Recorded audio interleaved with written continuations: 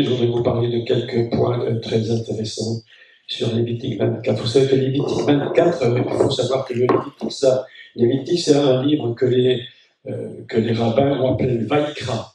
Vaïkra. Évidemment que Vaïkra, Bereshit, Shemot, tout ça, ce sont des mots qu'on a choisis pour donner des titres au livre. Originalement, il n'y a pas de titre au livre. La Torah, c'est un ensemble indivisible de 5 livres, mais il n'y a pas véritablement un titre qui a été donné. Des titres ont été donnés plus tard en choisissant les premiers mots des textes. Bereshit, Bara. Alors, Bereshit, on a décidé que le livre s'appellerait Bereshit parce que le premier mot s'appelle Bereshit.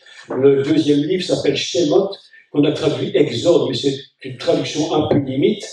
Shemot, en réalité, c'est parce que voici les noms. Voici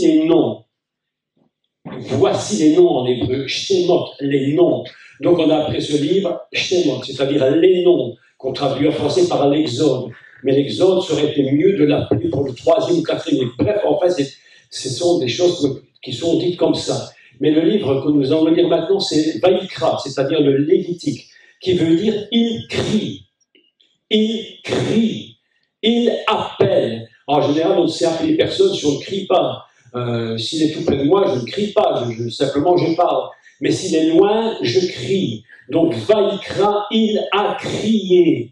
Vaïkra Elohim. Il a dit, il a crié Elohim. I-or, Vaï-or. Il a crié Elohim, que la lumière soit. Et Dieu crée la lumière. Enfin, créé dans un sens très particulier, je ne rentre pas dans les détails.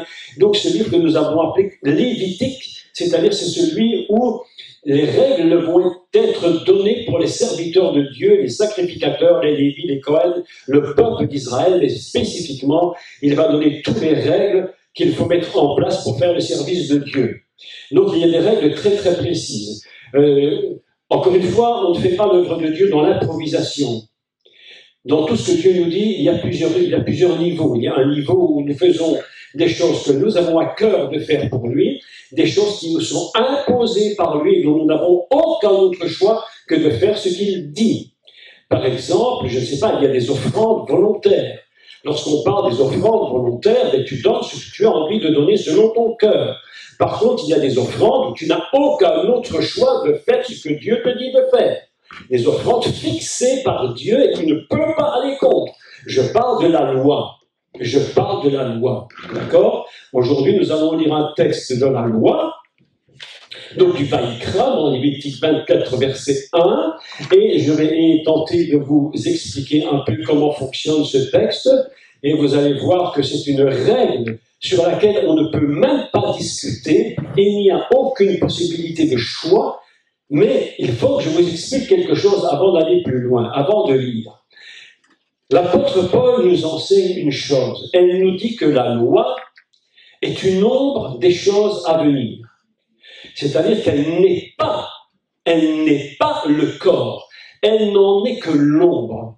Et pourtant, voilà des milliers d'années que le peuple d'Israël et même que des croyants fonctionnent sur une ombre. Alors je me suis quand même posé une question il y a quelques années. Je me suis dit, mais comment se fait-il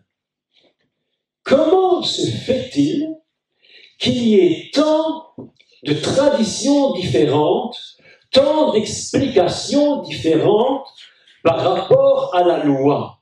Si vous allez chez les Ashkénazes, ils vont vous expliquer la loi de telle façon. Si vous allez chez les Séfarades, ils vont vous expliquer la loi d'une autre façon.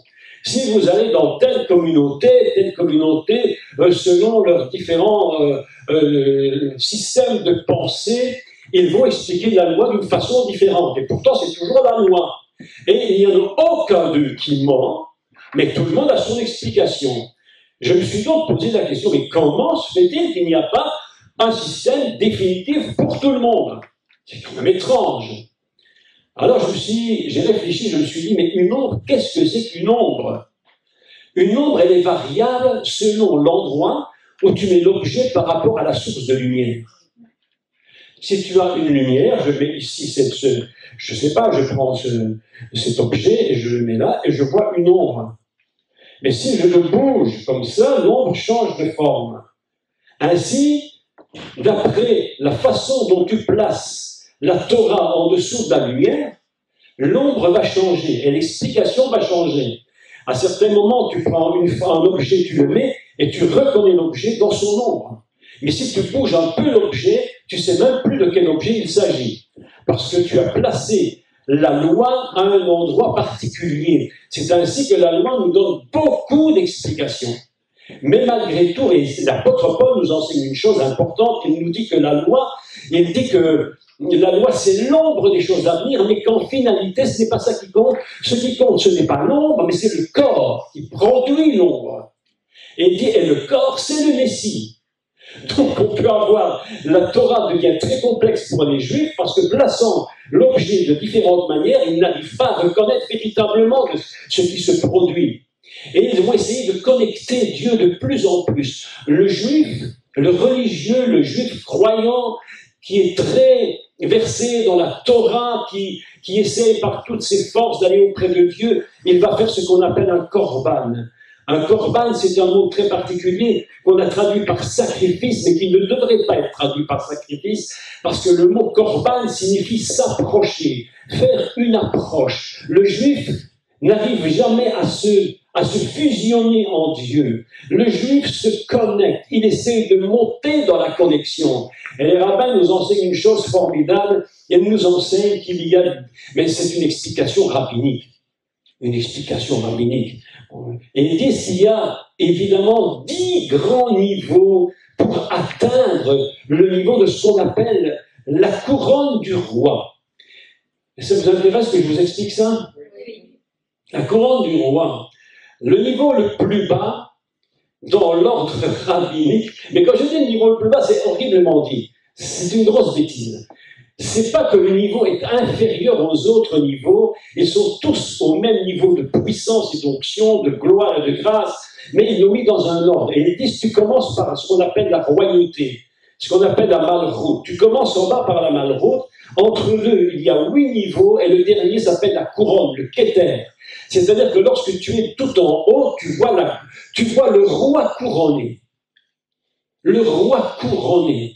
Et c'est pourquoi ces 10 niveaux qu'on appelle les 10 splendeurs, je vais le dire en français parce que si je le dis dans un autre mot, ça va être très très très problématique. Donc je le dis en français, les 10 splendeurs du Messie. Et lorsque tu atteins les 10 splendeurs du Messie, il y en a une d'ailleurs qui se trouve tout près de la couronne du roi qu'on va appeler la sagesse, la chorma. La chorma, c'est la sagesse divine à un niveau tel que tu ne peux même pas comprendre. C'est un niveau de sagesse que l'homme ne sait même pas imaginer. On essaie de comprendre la chorma, mais c'est une sagesse divine dont la Bible nous enseigne dans le livre d'Exode que les femmes sages, que les femmes habiles avaient construit les couvertures du tabernacle, les 4 toiles qui couvraient le tabernacle. Elles avaient été construites, elles avaient été faites par des femmes qui étaient des femmes habiles. Mais le texte ne nous dit pas du tout ça. Le texte nous dit qu'elles étaient des rochmatlev, c'est-à-dire des femmes qui avaient une sagesse divine du cœur. Elles avaient un cœur dans la sagesse divine d'une hauteur que tu ne peux même pas imaginer. Et Dieu avait choisi des femmes rochmatlev parce qu'elles étaient dans une sagesse divine pour construire la maison de Dieu. C'était pas Madame tout le monde, même ce qu'on appelle, d'ailleurs un langage très désagréable, je trouve, on appelle les petites mains. Vous savez ce que c'est, les petites mains? C'est ces femmes qui font la couture chez les grands couturiers, mais les grands couturiers sur les petites mains n'est rien du tout. Il faut des femmes qui ne sont pas des petites mains, c'est des très grands techniciennes de la couture, qui te font des robes. Quand tu en mets une comme ça, tu en mets une dans ta vie, tu peux t'acheter 10 000 robes, hein, traditionnelles, hein, pour une. Très haut niveau de qualité. Mais même ces femmes, au plus haut niveau de leur qualité, ne sont pas capables de construire une seule des couvertures du tabernacle. Parce que pour construire les couvertures du tabernacle, il faut avoir une sagesse divine du cœur. Et le cœur en hébreu, ce n'est pas ce qu'on croit. Le cœur en hébreu, ce n'est pas le centre des sentiments. Le centre des sentiments pour le cœur, c'est une notion grecque. Mon cœur est triste, mon cœur est gai, mon cœur, ceci, mon cœur, voilà. Mais pour les Juifs, le cœur, ce n'est pas le sentiment, c'est la connaissance. Garde ton cœur plus que toute autre chose, ne veut pas dire garde tes sentiments, parce que tes sentiments peuvent te lâcher. Mais la connaissance ne te lâche pas. Garde ta connaissance du cœur au niveau le plus élevé de la chokhma, de la sagesse divine, qui touche la couronne du roi. Et lorsque tu as atteint ce niveau-là, alors à ce moment-là, tu te connectes de plus en plus pour construire la maison de Dieu. C'est pourquoi la maison de Dieu ne peut pas être construite sur des sentiments humains. Ça n'a aucun intérêt. On a construit et bâti la maison de Dieu et nos églises avec des systèmes et des sentiments humains qui nous ont ruinés, qui nous ont détruits, parce que Dieu, ce que tu penses toi dans ton idée n'est pas nécessairement ce que Dieu pense dans sa sagesse divine. On n'est plus au même niveau, mon frère. Plus du tout. Chokhmatlev, les hommes qui ont bâti le tabernacle s'appelait des Chokhmalev, des hommes sages de cœur, dans la sagesse divine. Ainsi, nous montons de plus en plus vers ce qu'on appelle le Keter, la couronne du roi. En Belgique, nous avons un roi, notre roi Philippe, et il y a un article de la Constitution qui dit qu'il est interdit à qui que ce soit de découronner le roi. C'est incroyable. On peut dire du roi, je ne l'aime pas, c'est ton droit. Tu n'es pas obligé de l'aimer. Mais tu ne peux pas découronner le roi. Imagine maintenant quand tu découronnes le roi des rois, en voulant prendre la place. Il y en a un qui a essayé, et qui s'appelait Lucifer. La Bible nous dit, il n'avait même pas encore dit un mot. Il avait seulement pensé, je serai au-dessus de Dieu. Il n'avait même pas dit le mot, il n'avait fait que le penser, il était déjà terminé.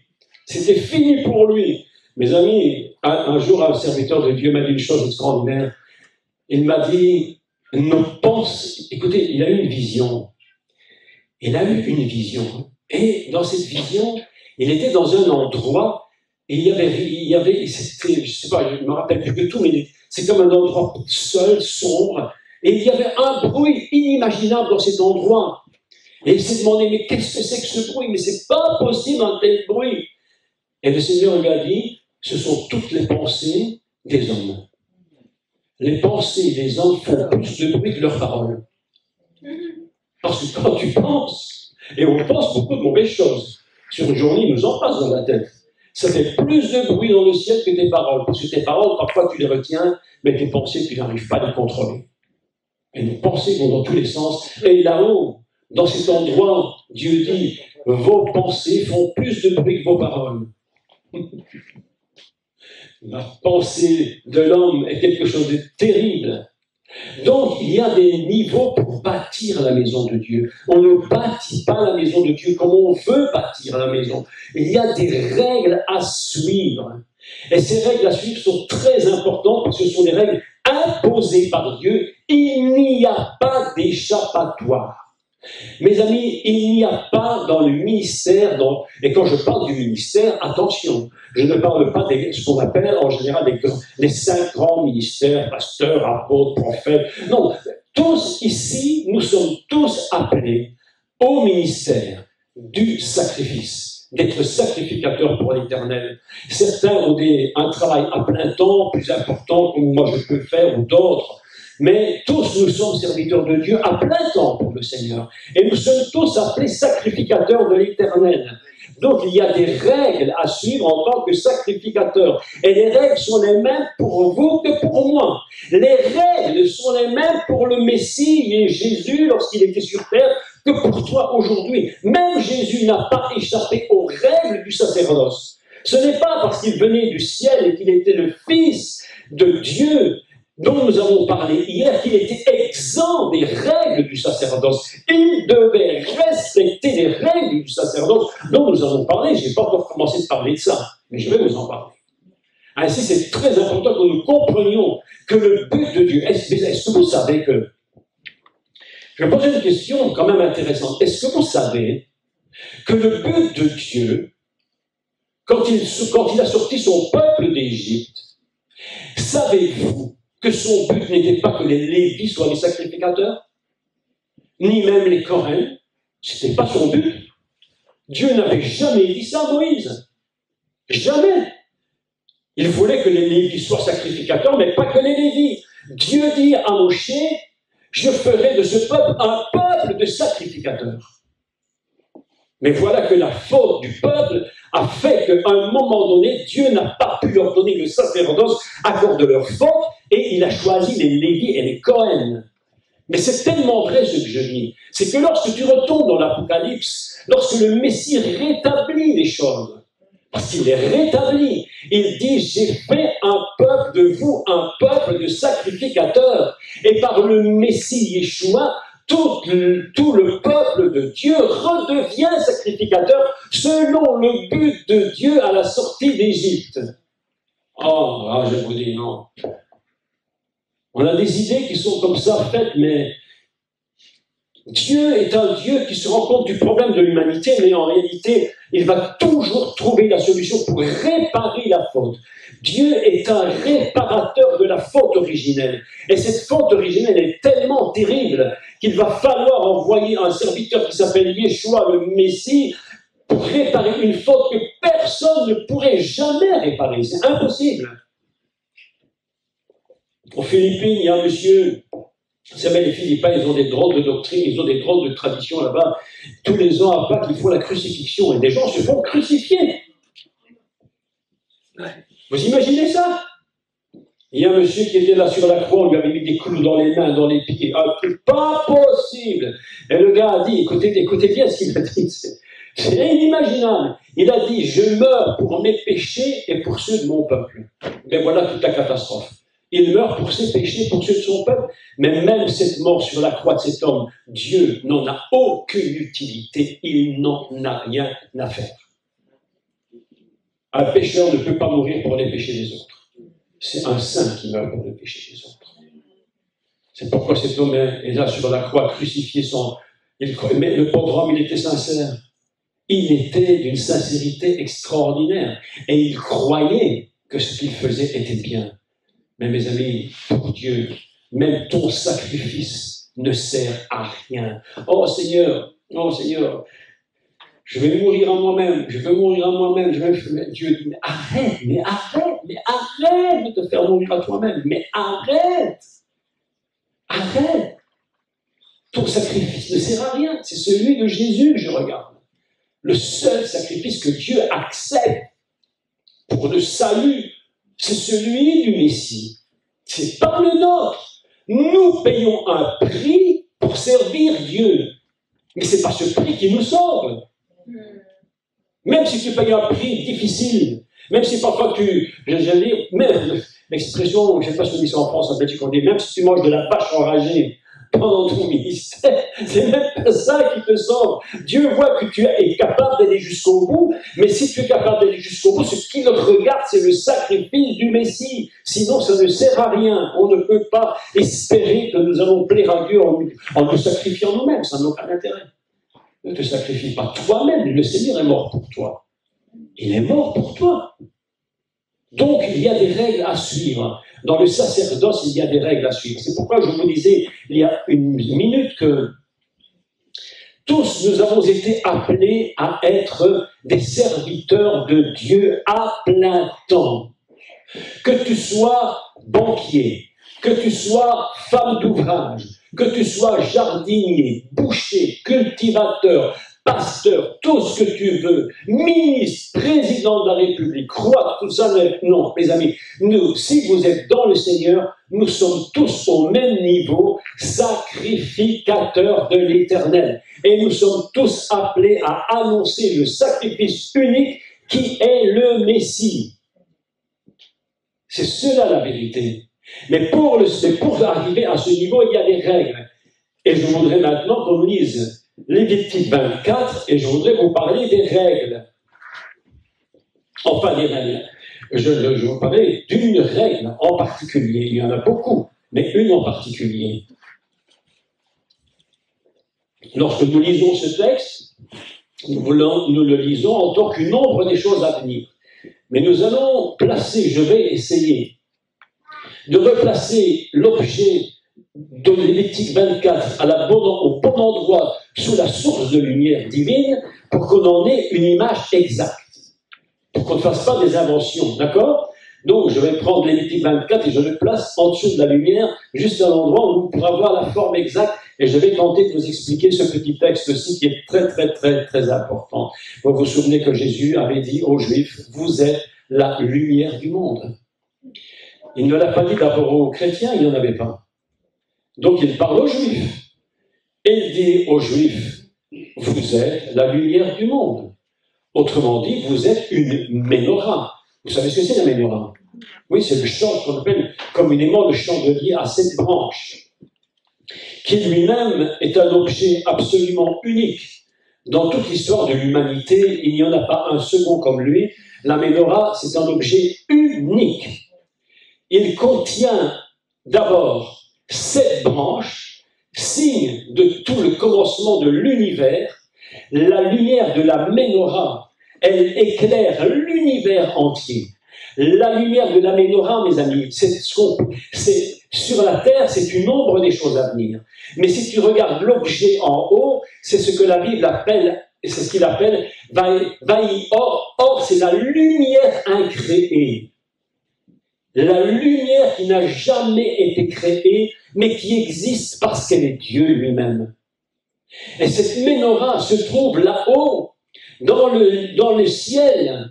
C'est la lumière céleste au plus haut niveau que tu n'aies jamais pu imaginer. Cette menorah se trouve là-haut dans le ciel. Et Moshe monte sur la montagne, dit à Moïse, Moïse, viens, il faut que je te parle, je dois te parler. Viens sur la montagne. Et Moïse monte une semaine sur la montagne d'abord, et puis la Torah nous enseigne une chose absolument mais fabuleuse. La Torah nous enseigne, écoutez, et Moshe rentra dans la nuée. Il rentre dans la gloire. Les révélations de Dieu ne viennent que lorsque nous sommes dans la gloire de Dieu. Écoutez-moi, les gens disent souvent Dieu m'a dit, Dieu m'a dit, Dieu m'a dit. Ah bon, il t'a dit, tant mieux. Mais moi je vais te dire, si tu veux une véritable révélation très grande du Seigneur, il faut rentrer dans la nuée de gloire. C'est dans la nuée que tu as tous les sens de la gloire et de la révélation divine. Et Moïse rentra dans la nuée, et il va rester dans la nuée pendant 40 jours et 40 nuits. Alors là, il va jeûner 40 jours, 40 nuits. Toi, tu es dans la gloire de Dieu. Même le temps de jeûne que tu passes là est un temps très différent d'un jeûne normal. On rentre dans des autres dimensions. On est ailleurs. Il faut apprendre une chose si tu veux que Dieu te donne une révélation très particulière. Il faut apprendre à rentrer dans la nuée. Et Moshe rentre dans la nuée, et là, quand il rentre dans la nuée, Dieu le transporte littéralement au ciel. Et il va voir une vision inimaginable. Je relisais hier un texte très surprenant d'ailleurs, je ne me rappelle plus dans quel prophète d'ailleurs, où on va utiliser un mot très spécial hébraïque qui signifie en réalité regarder du haut vers le bas. Je donne un exemple. Lorsque Dieu dit à Abraham, sors de ta tente, regarde les étoiles du ciel, compte si tu peux les compter, compte-les. Et Moïse sort de sa tente et regarde les étoiles du ciel. Qu'est-ce que tout le monde imagine? Qu'est-ce que tout le monde s'imagine? Que Moïse est sorti et qu'il a levé les yeux. La Bible nous dit juste le contraire. Elle ne dit que mot, elle dit qu'Abraham, et hier, je vais vous trouver le mot, je vais vous retrouver le texte, c'est très très intéressant.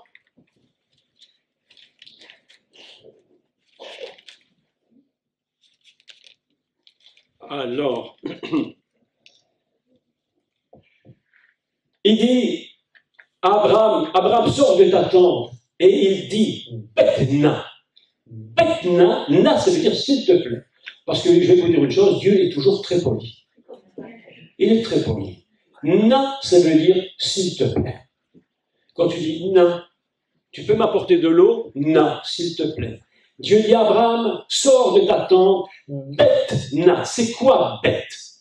Bet, ça veut dire regarder du haut vers le bas.